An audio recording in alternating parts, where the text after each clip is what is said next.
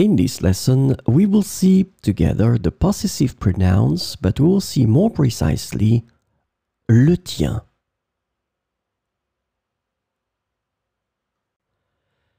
So, of course, the question is, what are the possessive pronouns? Well, they replace a noun previously mentioned to avoid repetition. This is the concept of the pronouns in French to replace a noun that was mentioned. They are used to indicate ownership or possession. So that's the important thing, and that's the reason why we call them possessive pronouns.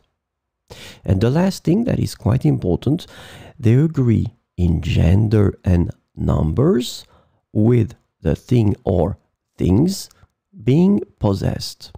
So you will have to choose your pronouns according to the gender and the number of the things they replace.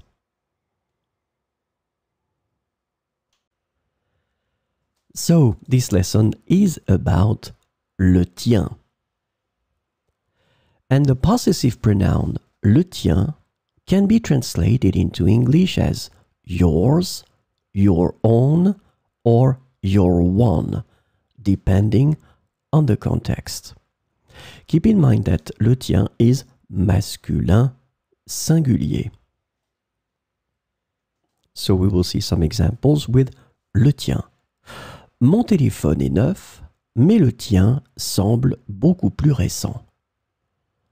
Mon téléphone est neuf, mais le tien semble beaucoup plus récent.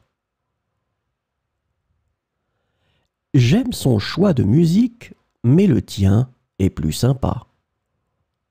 J'aime son choix de musique, mais le tien est plus sympa.